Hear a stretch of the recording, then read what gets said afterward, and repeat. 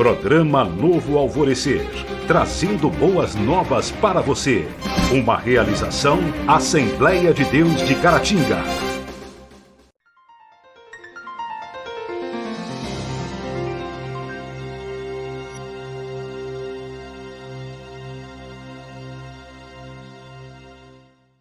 Olá, a paz do Senhor. Queremos agradecer a você pela companhia. Esse é o seu programa Novo Alvorecer e hoje nós vamos estudar a lição de número 11, que é a mordomia das obras de misericórdia. Voltamos já já com o comentário dessa lição. Programa Novo Alvorecer, trazendo boas novas para você. Uma realização Assembleia de Deus de Caratinga.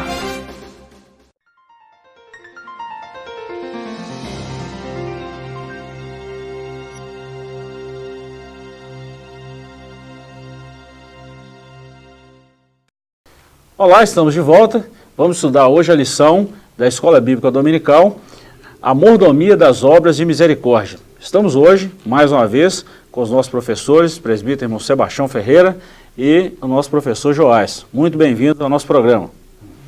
Nós vamos falar hoje da lição de número 11 e o texto áureo está na carta de Tiago, capítulo 2, versículo 13. Porque o juízo será sem misericórdia sobre aquele que não fez misericórdia. E a misericórdia triunfa sobre o juízo. Tiago, capítulo 2, versículo 13. A verdade prática, o cristão tem o privilégio de exercer a misericórdia junto aos necessitados como expressão do amor de Deus. A nossa leitura bíblica em classe está em Atos dos Apóstolos, capítulo 4, versículos 32 a 35, e também no Evangelho de Lucas, capítulo 10, versículos 30, 36 e 37. A introdução da nossa lição está assim escrito. Nesta lição, veremos que Deus requer de seus filhos obras de misericórdias, como fruto do amor cristão. Os servos de Deus, portanto, devem expressar a virtude da misericórdia divina. Esse sentimento é o que deve dominar o coração dos cristãos. Misericordioso e piedoso é o Senhor, longânimo e grande em benignidade. O salmista escreveu isso no Salmo 103, versículo 8. Pois bem, queridos amigos e irmãos, vamos estudar hoje uma lição muito importante, falando sobre as obras de misericórdia. É um assunto bem propício para esses dias, não? Com certeza, né?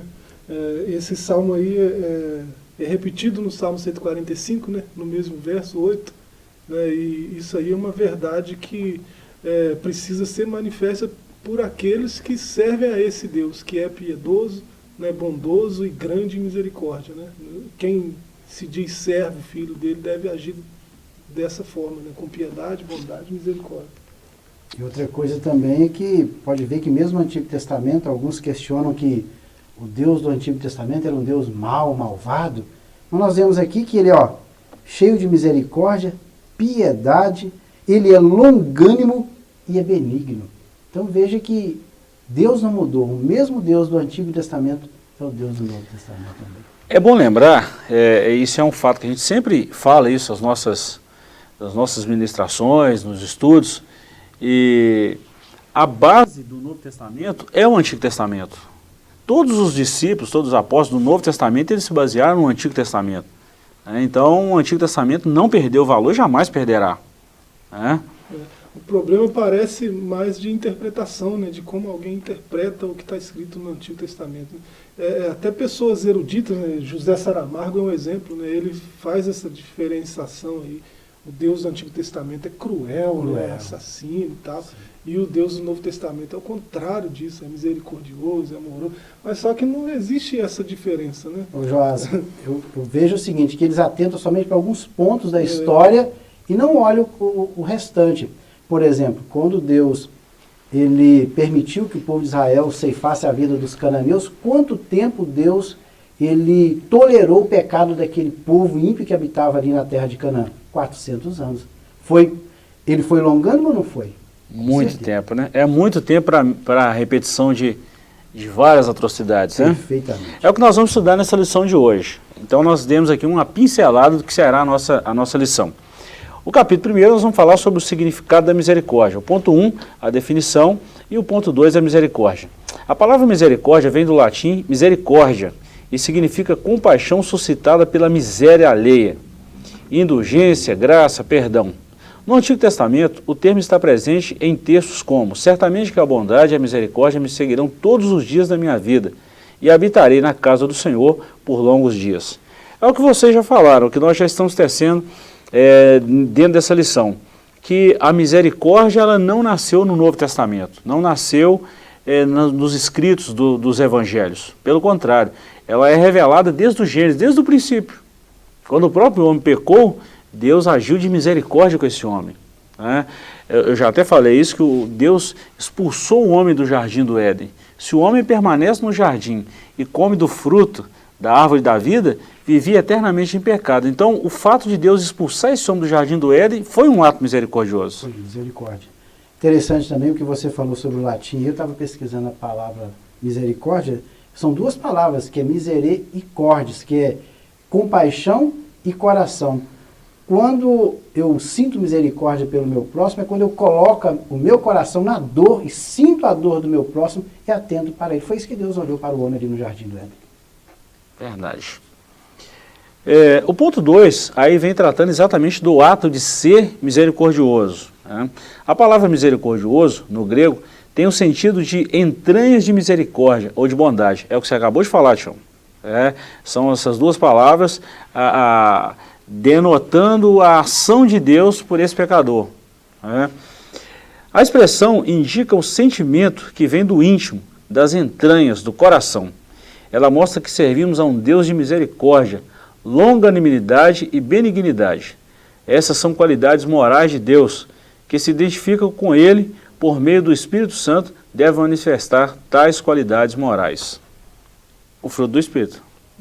Deus é piedoso e misericordioso, e Ele exige que quem se aproxima dele haja como de acordo com essa moral dele, né? 1 João 4,20, eu anotei aqui, né? Está escrito: se alguém diz eu amo a Deus e aborrece o seu irmão, né, é mentiroso, né? E tem várias passagens nesse sentido, né, de você dizer uma coisa, professar uma coisa e agir o contrário daquilo, né? Esse termo no grego aí me parece que é eleus, né? O equivalente ao hesed do Antigo Testamento. Perfeito. Né? Aquela empatia mesmo. Você, se alguém está sentindo dor, você sente dor junto, né? Então, e você faz alguma coisa para mudar isso. Você não fica só com a dor para você, né? O coração se move na direção daquela pessoa. Que é diferente de simpatia, né? Que a empatia é quando eu coloco o meu coração na dor do meu próximo. Engraçado, Joás, você mexeu num assunto muito interessante. E ao estudar essa lição, estava pensando na base dessa lição, que nós até vimos aí a verdade prática, que é um texto da carta de Tiago. Tiago faz um contraste, faz até uma citação das obras e da misericórdia, da fé, né? Ou seja, da misericórdia através da fé. Um completa o outro, né? E a gente vê também na nossa leitura bíblica em classe, a citação de Atos e até mesmo do Evangelho, é exatamente o ato misericordioso em função de alguém. É a base do Evangelho, é o que Jesus veio pregar. Né? Então isso é bom a gente lembrar, que não é simplesmente fazer, tem que ter um motivo e uma razão para fazer, e sem esperar nada em troca. Outra coisa também que chama a atenção aqui, que ele citou Gálatas 5:22, é que pode ver que esse fruto produzido em nós é fruto do Espírito Santo. É que ele produz em nós. E aí, o fruto pode ver que é o quê? É amor, é alegria, é paz, é paciência, é bondade, benignidade, fidelidade, mansidão e domínio próprio. Faz parte do quê? Fruto do Espírito, o Espírito de Deus produzindo em nossas vidas como cristãos. É interessante lembrar também esse fato da misericórdia, né? É o tema da lição, a mordomia, ou seja, aquilo que nós fazemos, né, que nós fazemos pelo próximo, a igreja precisa desenvolver isso. O cristão precisa desenvolver essa obra de misericórdia.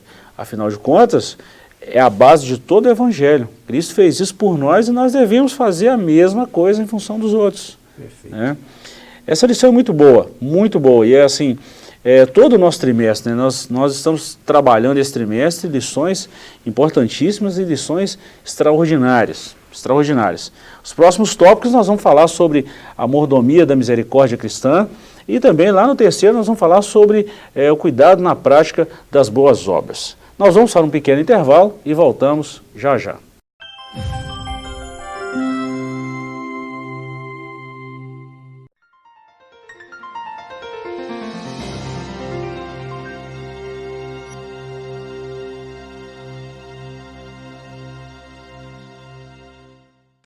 Olá, estamos de volta, esse é o programa Novo Alvorecer e estamos estudando hoje uma lição da Escola Dominical maravilhosa, a mordomia das obras de misericórdia. Vamos falar então do segundo capítulo da nossa lição e nós vamos tratar agora a mordomia da misericórdia cristã, ou seja, a misericórdia na prática mesmo. Esse tópico agora nós vamos falar sobre a obra da misericórdia na prática, ou seja, ela em plena execução. A misericórdia é como um amor, pois ela só tem valor se for praticada. As obras de misericórdia estão inseridas no contexto das boas obras, inerentes à vida de todos os salvos em Cristo Jesus. Ou seja, deve ser praticada. Interessante porque se eu falar assim, Gilberto, eu sou uma pessoa cheia de misericórdia, mas e aí? Com amor, eu tenho muito amor, mas se não for colocado em prática, adianta eu falar? Então, na verdade, tanto amor como misericórdia tem que ser colocado em prática. As pessoas, elas verão as nossas ações e vão chegar à conclusão que realmente eu sou uma pessoa misericordiosa. Interessante, Joás, eu vou fazer uma citação de um livro que eu li há um bom tempo. É um livro muito bom, um livro de cabeceira, O Monge Executivo. E tem um tópico desse livro que ele trata exatamente desse fato do amor, chama. O amor na prática, né? Ele até trata, o amor é um sentimento ou é um comportamento? A verdade é os dois. É um sentimento que precisa ser materializado. E quando materializado, ele então entra em ação. É o que Paulo fala em 1 Coríntios 13. É a caridade, né? As versões novas agora vêm trazendo o amor como caridade, ou seja, é o amor em ação. É o ato da misericórdia também, precisa ser praticado. Um outro texto, né, 1 João 3, 18, né? É bom ler o 17 e o 18. Traz bem isso que a gente está discutindo, do coração, né, na obra, né? O coração na obra de misericórdia. Por isso que é misericórdia, né? Córdia está presente no coração, né? O escritor ele vai dizer para nós que a gente não deve amar de línguas nem de palavras, mas em verdade e em atitude. Né? A gente tem que fazer, né, aquilo que a gente está sentindo no coração. Né? Se você sente empatia, se sente a dor do outro, faça algo pelo outro. Né? Pegando isso aí que você está falando, fazer algo pelo outro, o próprio Jesus contou uma de suas parábolas. Jesus, a Bíblia fala, no Novo Testamento, se me fala a memória, de 80 parábolas. A Bíblia toda, 80 parábolas. Das 80, Jesus contou 48, ou seja, mais de 50%, quase 60%. E uma dessas parábolas ele falou do bom samaritano, que a princípio passou o sacerdote, depois passou o levita, está em Lucas 10. Passou o sacerdote, passou o levita e por último passou o samaritano, que não tinha nada a ver com a história do homem que estava caído ali. E ele que agiu de misericórdia. E ele questionou isso, pôs em xeque a autoridade de um fariseu, ou dos fariseus que estavam ali à sua volta, né? Interessante que quando fala passou de largo, é passar do outro lado. Quando o sacerdote contemplou aquele homem caído ali às margens da estrada, ele simplesmente mudou de lado para simplesmente não socorrer aquele cidadão que estava ali ferido. Verdade. E outro fato, Tião e Joás, interessante que a Bíblia diz que esse homem desceu de Jerusalém e só pode fazer alguma coisa quem está subindo. Tanto o sacerdote como o levita estavam descendo pelo mesmo caminho, ou seja, não agiu com misericórdia, né? Através da misericórdia. E esse samaritano agiu com misericórdia por esse homem que estava caído. Então, falando disso aí, nós vamos falar do tópico 2, né? Somos criados para as boas obras, ou seja, Deus nos formou com o objetivo que produzamos o fruto do Espírito. Nós não fomos criados para ficar de braços cruzados sem fazer nada. A igreja tem um trabalho, né? Efésios 2:8 aí, né? Nós fomos criados com Sim, esse propósito. Né? Perfeito. E interessante que a salvação não é pelas boas obras, mas devido ao fato de que nós somos salvos, aí sim nós produzimos o quê? Boas obras. Então, quando eu pratico as boas obras, é sinal que realmente eu sou um cristão autêntico e que sigo as pegadas do Mestre. Ainda hoje eu estava falando com uma pessoa sobre como Jesus tratava com misericórdia. Lembrei daquela mulher que foi pega no ato do adultério, todos queriam apedrejá-la, e Jesus chegou e, escrevendo na areia, todos queriam jogar pedra, e Jesus então usou de muita misericórdia com aquela mulher. E prova disso que ela seguiu Jesus até, os registros mostram que toda a sua vida, né? Perfeito. Mas o ministério de Jesus já foi até o final, na cruz, na ressurreição, na ascensão, e depois deu sequência na vida cristã, a gente vê registros disso. Ou seja, olha a extensão do amor de Deus. Eu gosto de João 3,16. O escritor não achou palavras para mensurar o tamanho desse amor.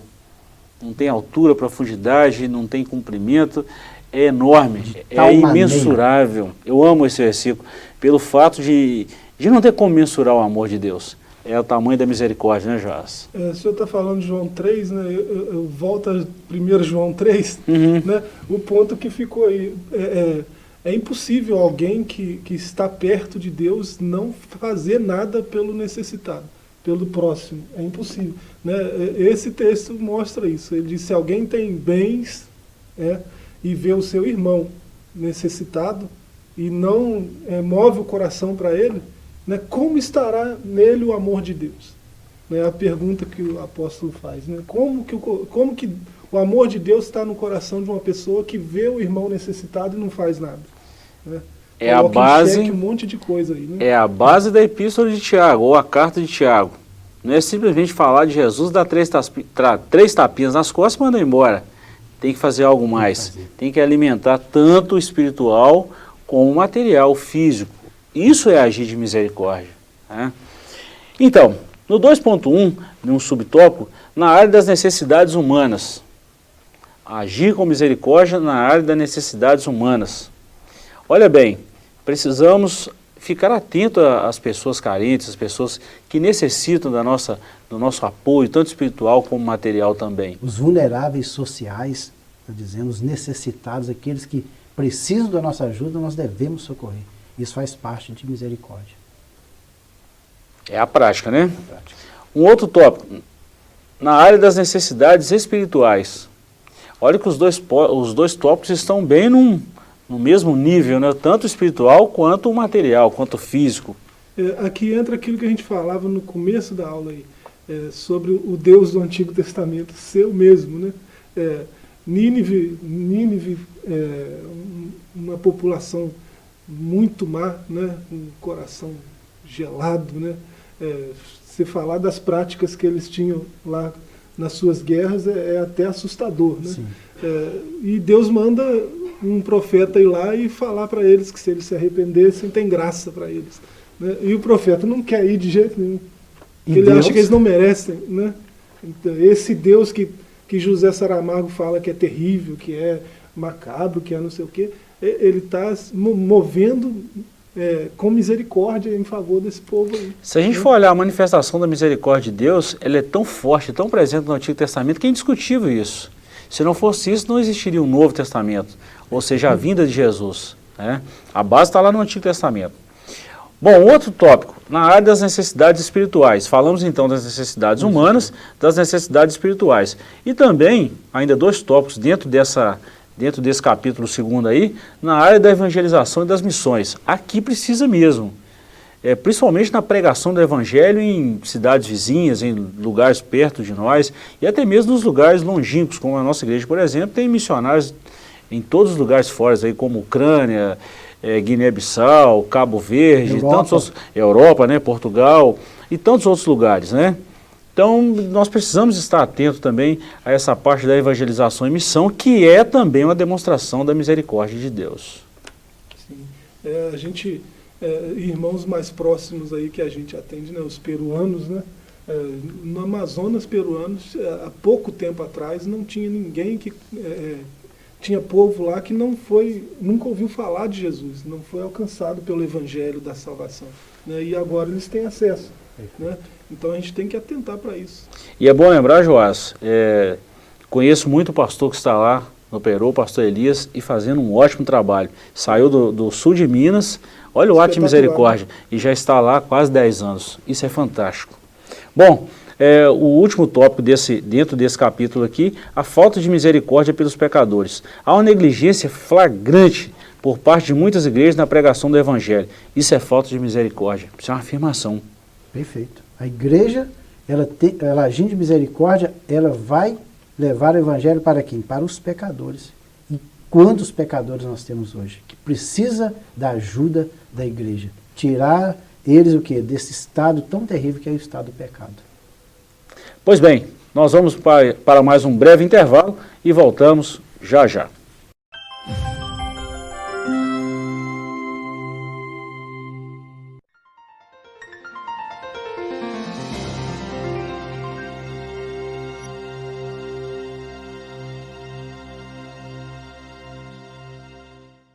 Estamos de volta, esse é o último bloco do nosso programa e queremos aproveitar para convidá-lo a estar conosco no domingo, de 8 às 10 da manhã, onde você poderá estudar esse assunto na íntegra, com professores altamente qualificados, e será um prazer recebê-lo na nossa igreja, que está situada na Rua Princesa Isabel, número 52. Pois bem, nós vamos para o terceiro e último bloco do nosso programa, e nós estamos falando hoje da mordomia das obras de misericórdia. Esse ponto agora nós vamos falar sobre o cuidado na prática das boas obras, ou seja, eu vou falar uma coisa que o Tião já falou, que nós não fazemos boas obras para sermos salvos, pelo contrário, somos salvos, por isso fazemos boas obras. Dentro desse tópico aqui nós vamos falar que as boas obras devem glorificar o nome de Jesus. No Sermão do Monte, Jesus disse: assim resplandeça a vossa luz diante dos homens, para que vejam as vossas boas obras e glorifiquem o vosso Pai que está nos céus. Ou seja, eles precisam ver. Qualquer um que olhar para as obras de misericórdia que os filhos de Deus fazem, não estão olhando para os filhos de Deus, estão vendo Deus agir, né, através dos seus filhos. Né? Voltando ao texto de Efésios 2,8, que a gente já falou aí em alguns tópicos passados, né, que nós fomos criados, né, para as boas obras, e Deus nos predestinou para isso, para que andássemos nelas, nas boas obras, para que andássemos nas boas obras. Você sabe que andar ali é peripateu, né? É o estilo socrático, né? O estilo de Aristóteles, de ensinar, mas ensinar andando, ensinar com o discípulo ao lado, né? No caminho. Né? Meio que aquela coisa do salmista, né? De ensinar no caminho, caminhando e ensinando, né? Ensinando com a vida, ensinando na prática, com a prática, como fazer. Né? Outra coisa aqui que chama atenção também é que esta obra aqui, ela não deve buscar a glória própria, mas o nome do Senhor que tem que ser glorificado. O que nós vemos aí no mundo é que muitos artistas doam bilhões para obras de caridade e depois colocam na mídia. Eles já receberam o seu galardão. Mas o cristão verdadeiro mesmo, quando ele ajuda, quando ele faz alguma obra, não é para a sua glória, é para a glória de Deus. A própria Bíblia recomenda que a mão direita dê, a esquerda não precisa saber. Interessante, eu vou só voltar num tópico aqui anterior que nós já falamos, a falta de misericórdia pelos pecadores. Interessante quando a gente analisa, estuda o texto de Mateus 28, a gente vê Jesus falando, de fazer discípulos de todas as nações, batizando em nome do Pai, do Filho e do Espírito Santo. Aquele texto conhecido de Mateus 28 ao 20, 18 ao 20. Engraçado que só detém a presença de Jesus a igreja que realmente prega o Evangelho e que ganha almas. Ele mesmo falou. Depois que ele falou, deu essas recomendações, ele falou, e estou convosco. Ou seja, há um condicional nisso aí. Se a igreja não estiver pregando, não estiver ganhando almas para o reino do Senhor, não tem a presença de Deus. O foco do Evangelho é resgatar outras almas, é agir com misericórdia, por outras almas, que é o fator básico do Evangelho, é salvação. E aí vem as outras coisas que vêm somando ali a prática do Evangelho, a prática da obra cristã. O tópico seguinte aí, as obras de misericórdia são obras de amor, ou seja, também não é para aparecer, como o Tião já falou, e também deve estar impregnada, banhada de amor. Elas são parte da prática do amor cristão, que, segundo Jesus, deve ser estendido até mesmo ao inimigo. É o mais difícil, né? Ficou difícil agora. Porque você tem que ter empatia por qualquer ser humano. se alguém tem fome perto de você, você deve se doer por isso. Se for seu inimigo. E se tiver condições de matar essa fome, você deve fazê-lo, né? Mesmo que seja inimigo. O mais difícil está aqui, gente. É engraçado que o evangelho ele vem para confrontar. Se não estiver confrontando, não faz parte do evangelho. Fazer por alguém que a gente ama, alguém que convive com a gente gosta, é muito fácil. Agora, fazer por alguém que nos calunia, que fala mentira em relação à nossa pessoa, é muito difícil isso. O sentimento nosso é de retaliação. Exato. Do ser humano. Vingança, né? Vingança, mas como cristãos, a nossa atitude tem que ser completamente diferente. Por isso que ele citou aqui o Provérbios 25. Fazendo isso, o quê? Amontoarás brasas de fogo sobre a sua cabeça. É como se você corasse a pessoa de vergonha. Quando ele sendo seu inimigo, você faz uma obra de misericórdia para com a vida dele. E é o que Jesus fez, né? A Bíblia nos diz que nós sendo inimigos, ainda vivendo na prática do pecado, Ele nos amou. E deu a sua vida por nós. Interessante. Ponto 3 aí, obras de quem é salvo. Tiago diz que as obras dos salvos devem ser a expressão da fé, a qual sem elas de nada aproveita. Ele exemplifica esse ensino referindo-se ao caso de um irmão ou irmã carentes sendo despedidos de mãos vazias. Nesse caso, nenhum proveito se materializa. Ou seja, já falamos isso também. Não é simplesmente falar de Jesus e vai com Deus, aquela expressão inusitada que todos conhecem, né? Não é simplesmente isso, vai muito além de simplesmente falar de Jesus. Tem que atender às necessidades. Outra coisa é que as boas obras, além dela ajudar o nosso próximo, ela materializa a nossa fé. Isso é fantástico quando a gente fala de materializar. A gente precisa viver isso, né, Joás? Dizer que tem fé, qualquer um diz, né? O Tião falou um negócio interessante se tratando do amor. Quando Paulo escreveu a sua carta aos Coríntios, já falamos desse texto também, em Coríntios 13, ele fala: o amor é benigno. Eu não sinto que eu sou benigno, eu preciso provar que eu sou benigno. O amor, ele é paciente. Eu não sinto que eu sou paciente, eu preciso mostrar que eu sou paciente. Tudo ali é atitude, né? Exato. Comportamento. Todo é só atitude. É comportamento. Não é alguém fazendo alguma coisa. Ok. A nossa conclusão está escrito assim: não somos salvos pelas boas obras, mas as praticamos porque somos salvos. É o que nós falamos aqui. Nós não fazemos boas obras para sermos salvos. Pelo contrário, porque somos salvos é que executamos as boas obras. Nós andamos nele nos movemos, existimos, nós andamos nele, então a gente se comporta como ele. Né? Perfeito. Deve ser a regra. É isso. Queremos agradecer a participação de todos vocês. Esperamos você aqui muito em breve. Numa outra oportunidade falaremos de um novo tópico da Escola Dominical. Queremos convidar todos que estão ao nosso alcance para estar conosco domingo, de 8 da manhã até as 10 horas, onde estudaremos com certeza esse assunto maravilhoso da Escola Bíblica Dominical. Até a próxima. Fiquem todos com Deus. Programa Novo Alvorecer, trazendo boas novas para você. Uma realização Assembleia de Deus de Caratinga.